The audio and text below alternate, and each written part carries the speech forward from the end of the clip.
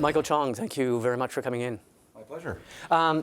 Just 2 days ago, you were sitting on this set speaking to my colleague, Peter Van Dusen, and you said the Speaker has to rule on this and the Speaker has to get involved in this because no one else will. If he doesn't, no one else will. What do you make of the Speaker's ruling today?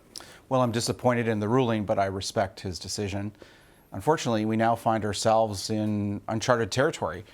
The courts won't intervene in this breach of the law, and neither will the Speaker. And so we now have a situation where there's no recourse for justice for Dr. Philpott. So let's explore that. The courts won't, well, first of all, there has been a clear breach of the law in the sense that Liberal sources and the Liberal caucus members admit that there was no vote, no recorded vote done on how they would expel a caucus member. So then the expulsion doesn't follow any particular rules. So they didn't adhere to the Parliament of Canada Act, which you helped change.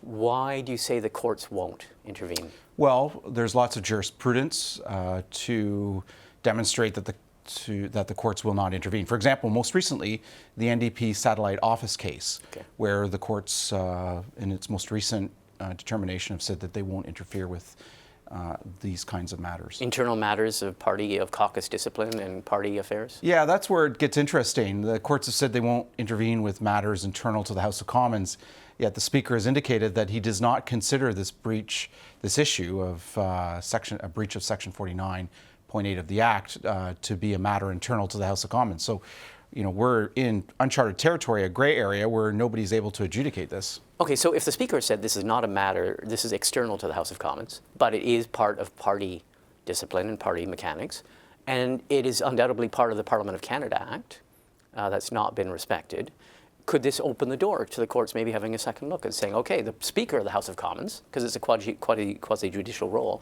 has said this is not parliamentary business, this is not the Speaker's business, maybe the courts could have a look at it? That's a possibility, but I'm skeptical that that would succeed because there's lots of jurisprudence on this matter. And there's also a clause in the Parliament of Canada Act that makes it clear that there's no recourse to judicial review.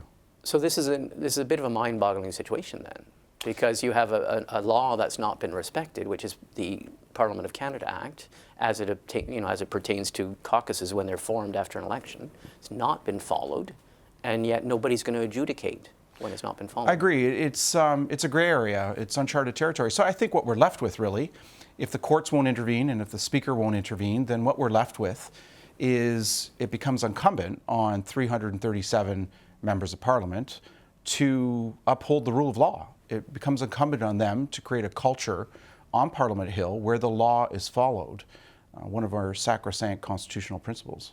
So a caucus that did not have the properly done recorded vote and did not submit that to the Speaker basically has not properly fulfilled the law, but that just continues on and nobody's going to ever be nobody's going to be able to do anything about it. Well, and I think what that speaks to is character.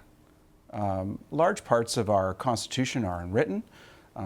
With the Speaker's ruling today, it's clear that even written statute law can't be adjudicated by him or by the courts. So what we're left with then is character.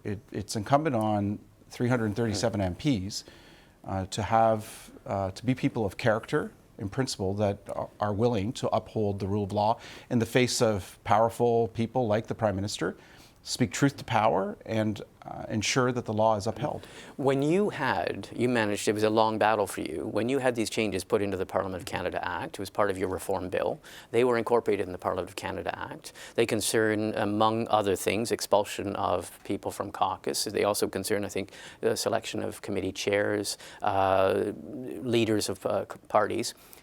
Parties have to, yes or no, decide whether they're going to abide by those rules. You put a lot of water in your wine to get these things enshrined. But now if the Speaker's saying, I'm not going to adjudicate them and enforce them, I know you can say that this is up to each and every MP, but it also makes it sound as if the measures in your bill are not going to be adjudicated so people can basically turn their nose up on them.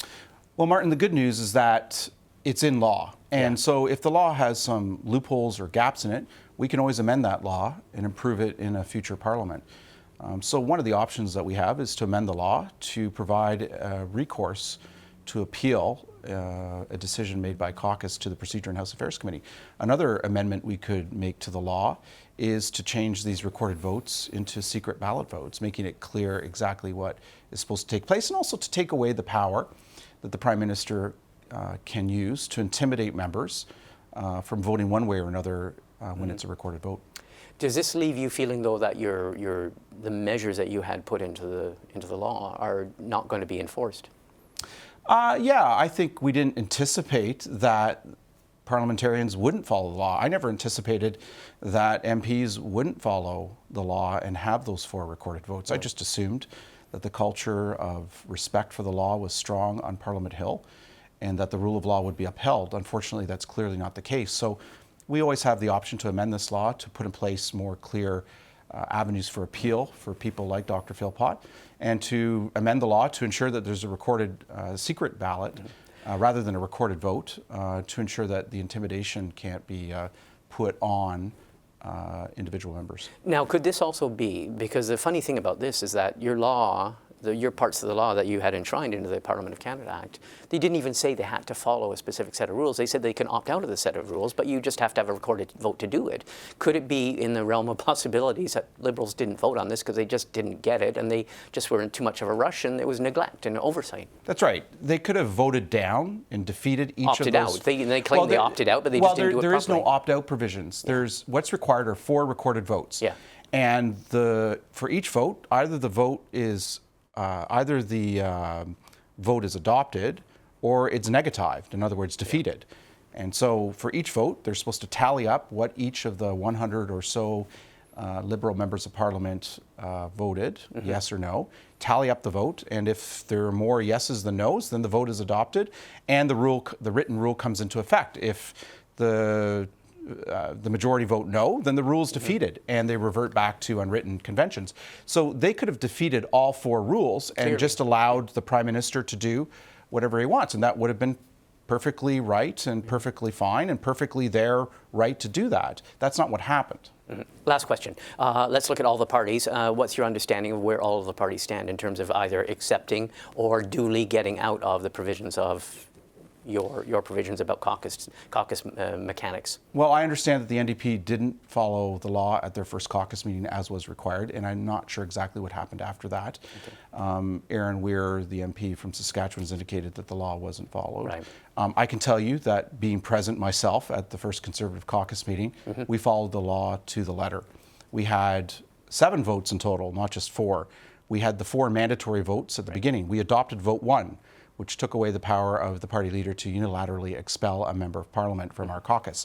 As a result, the only way an MP can be expelled from the Conservative caucus is on a secret ballot vote. That has never happened in this Parliament. Any MP, such as Tony Clement, who has left the caucus, has resigned of their own will. Yeah. The second vote was adopted, where we decided to take away the power of the party leader to appoint the caucus chair. For the first time in 2 decades, the Conservatives elected on a secret ballot a caucus chair. That was David Sweet.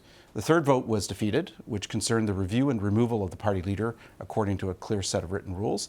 And the fourth rule was defeated for the election, which concerned the election of an interim leader. Yeah. But in its place, we then had a 5th vote. Somebody moved a motion to adopt a modified version of Rule 4, where both MPs and senators could, on a secret ballot, elect the interim leader. We then went to a 6th vote where we elected the new caucus chair, and a 7th vote where we elected our new interim leader, who at the time was Rona Ambrose. So in all of this, this is still a work in progress in terms of party application of these rules and these procedures? That's right, and we'll continue to fight for democratic reforms that better balance power in this town between the power of party leaders, particularly the Prime Minister, and the people's elected representatives. Okay, Michael Chong, thank you very much for coming in. Thanks for having me.